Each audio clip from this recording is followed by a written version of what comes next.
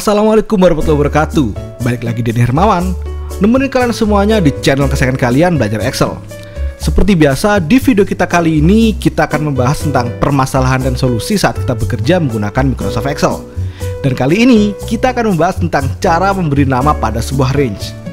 Tidak bisa dipungkiri bahwa otak kita bisa dengan mudah memahami dan menyimpan informasi berupa kata yang sudah dimengerti dibandingkan dengan kode-kode yang rumit. Fakta ini bisa kita manfaatkan untuk meningkatkan produktivitas kita saat bekerja menggunakan Microsoft Excel dengan mengganti kode-kode yang rumit tersebut dengan sebuah kata yang mudah kita pahami. Salah satunya adalah dengan memberi nama sebuah range yang berisi huruf dan angka dengan sebuah kata yang kita tentukan sendiri. Kemampuan untuk melakukan hal ini akan membuat penulisan formula dalam Microsoft Excel menjadi lebih rapi juga. Kalian tentu pernah menulis sebuah formula yang panjang dengan begitu banyak range di dalamnya. Nah, dengan memberi nama pada sebuah range, alih-alih menulis formula dengan panjang seperti ini, kita bisa menuliskannya dengan lebih ringkas seperti ini. Untuk mempermudah sobat Excel mengikuti tutorial ini, kalian bisa mendownload file yang digunakan dalam tutorial ini melalui link yang ada di deskripsi. Tanpa berlama-lama, langsung saja kita ke tutorialnya.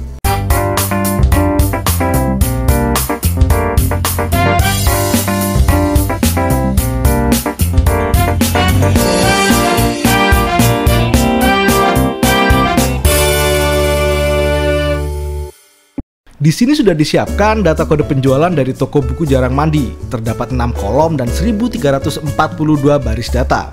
Nantinya berdasarkan kode penjualan pada kolom B maupun kolom C, kita diminta untuk mengisi nama marketing, produk, maupun periode yang masing-masing berada pada kolom D, E, dan F. Untuk mengisi kolom tersebut, kita bisa menggunakan fungsi VLOOKUP yang dikombinasikan dengan fungsi MIT. Untuk lebih memahaminya, kalian bisa menonton video 16 melalui link yang ada di atas. Kita pergi ke sel D5 untuk memulai. Pada sel ini, kita diharuskan mencari nama marketing berdasarkan kode nama marketing. Pada sel C5 menggunakan kode marketing pada range K4 sampai dengan L23. Tentu saja fungsi yang kita gunakan adalah fungsi VLOOKUP. Jika kita tidak memberi nama pada tabel kode marketing pada range K4 sampai dengan L23, maka formulanya akan tertulis sama dengan VLOOKUP, buka kurung, lalu masukkan lookup value-nya yaitu C5, titik koma, lalu masukkan table array-nya yaitu range K4 sampai dengan L23, dan tekan F4 untuk mengunci, titik koma lagi, lalu masukkan column number index-nya yaitu 2, titik koma lagi, lalu masukkan angka 0, tutup kurung, lalu tekan enter. Pada formula sederhana seperti ini, pemberian nama pada sebuah range kurang begitu diperlukan. Tetapi, jika kita memiliki formula yang kompleks dan panjang, memberi nama pada sebuah range akan sangat memudahkan kita. Sekarang, mari kita coba memberi nama pada range yang dimaksud. Untuk memberi nama pada sebuah range, ada 3 cara yang bisa kita lakukan, yaitu dengan menggunakan klik kanan, menggunakan name box, maupun menggunakan menu define name yang ada pada menu bar formula. Mari kita coba masing-masing cara tersebut. Kita coba cara yang pertama, yaitu menggunakan klik kanan. Kita blok range kode marketing, yaitu range K4 sampai dengan L23, kemudian klik kanan dan pilih define name. Maka akan terbuka sebuah Windows baru berjudul new name. Terdapat 4 field, yaitu name, scope, comment, dan refer to. Field name ini adalah tempat kita masukkan nama dari range yang sudah kita blok. Kita bisa masukkan nama apapun sesuai dengan keinginan kita. Namun ada beberapa peraturan yang tidak boleh kita langgar saat memberi nama, yaitu nama range harus diawali dengan huruf abjad, underscore, atau backslash. Nama range tidak boleh diawali dengan angka.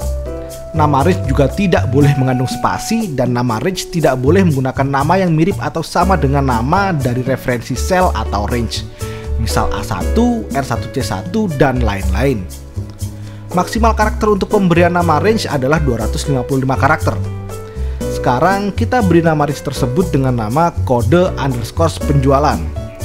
Untuk scope, jika kita menginginkan nama range tersebut bisa digunakan di seluruh sheet pada workbook ini, maka pada scope kita isi workbook. Tapi jika kita menginginkan nama tersebut hanya bisa digunakan pada worksheet ini, maka pada scope kita pilih sesuai dengan nama sheetnya. Pada field reverse to akan berisi range yang sudah kita blok sebelumnya. Kita bisa merubah range yang akan kita beri nama pada field reverse to ini. Sedangkan untuk bagian komen bisa kita abaikan.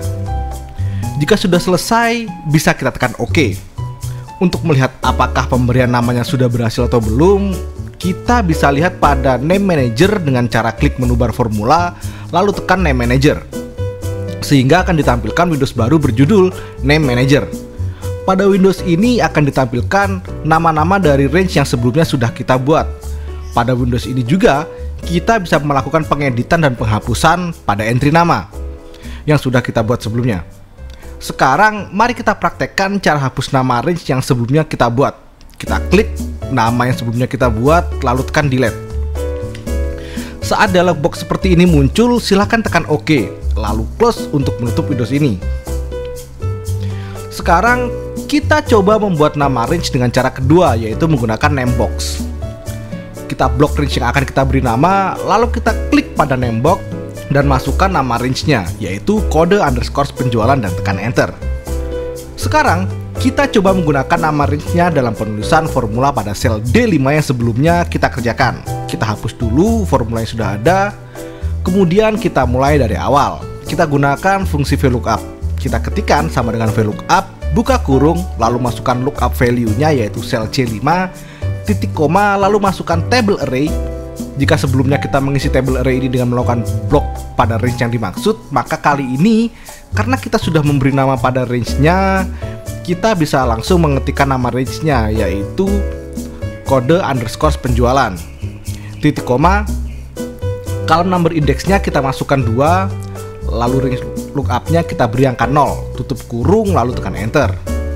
Maka akan ditampilkan hasil sebagai berikut.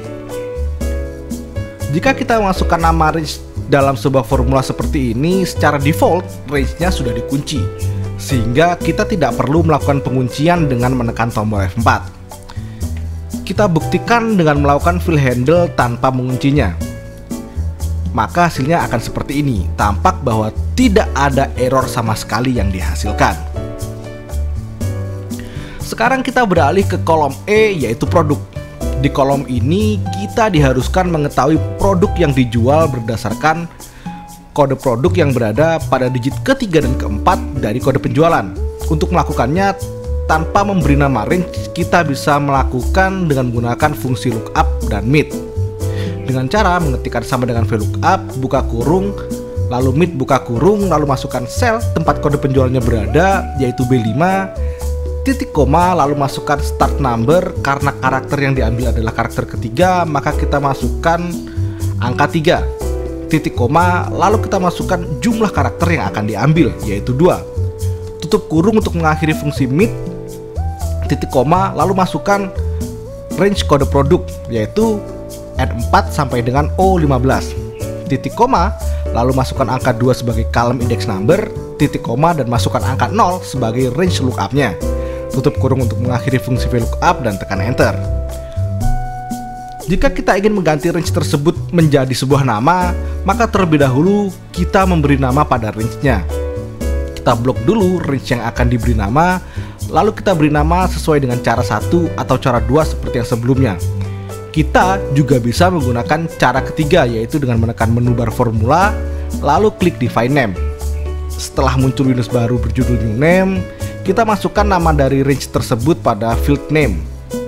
Kali ini kita beri nama kode underscore produk, lalu tekan OK. Sekarang kita kembali ke sel E5 dan mencari produk yang dijual. Tapi kali ini dengan menggunakan range yang sudah diberi nama. Kita hapus dulu formula yang kita ketikkan sebelumnya, lalu kita masukkan formula baru. Kita ketikkan sama dengan VLOOKUP, buka kurung, meet, buka kurung, B5, titik koma, 3, titik koma, 2, tutup kurung untuk mengakhiri fungsi meet. Titik koma, lalu kita masukkan range-nya, yaitu dengan langsung mengetikkan kode underscore produk. Titik koma, lalu masukkan 2 sebagai column number index, titik koma, lalu 0, tutup kurung untuk mengakhiri fungsi VLOOKUP dan tekan enter. Maka akan ditampilkan hasil yang sama persis seperti saat kita menggunakan formula sebelumnya. Kita lakukan fill handle untuk mengisi yang ada di bawahnya. Selain digunakan dalam sebuah formula, nama range tersebut dapat pula kita gunakan dalam membuat sebuah dropdown. Sebagai contoh, kita akan membuat dropdown pada sel F5 yang berisi nama-nama bulan sesuai dengan tabel periode yang berada pada range R4 sampai dengan R15. Kenapa range yang dipakai hanya R4 sampai dengan R15, bukannya Q4 sampai dengan R15? Hal ini dikarenakan range yang bisa digunakan dalam membuat sebuah dropdown list hanya boleh terdiri dari satu baris atau satu kolom. Sekarang kita beri nama pada range R4 sampai dengan R15 dengan nama periode. Blok range R4 sampai dengan R15, lalu klik kanan dan pilih define name. Lalu ketikkan periode di field name dan tekan enter. Setelah itu kita pergi ke sel F5 dan buat dropdown di sana. Caranya dengan klik menu bar data, lalu pilih data validation. Maka akan dimunculkan windows baru berjudul data validation. Pada field allow kita pilih list, dan pada bagian source kita ketikkan sama dengan, kemudian ketikkan nama range yang tadi sudah kita buat, yaitu periode, dan tekan enter. Maka hasilnya adalah dropdown sebagai berikut. Lalu bagaimana jika kita ingin membuat dropdown yang menghasilkan opsi yang berbeda berdasarkan dengan kriteria tertentu atau yang lazim kita kenal sebagai dropdown bertingkat? Hal tersebut sudah dibahas pada video 6 yang linknya bisa kalian klik di atas. Dan selesai. Sekian untuk video kali ini. Tapi jangan khawatir, karena masih banyak video lain dari channel Belajar Excel. Kalau Sobat Excellent ada pertanyaan seputar Excel, bisa langsung ditanyakan pada komentar di video ini. Tekan like jika kalian merasa video ini bermanfaat. Tekan subscribe dan bunyikan loncengnya, agar kalian tidak ketinggalan video terbaru dari channel ini. Teruslah belajar, teruslah berbuat baik, stay away from drugs, and bye-bye.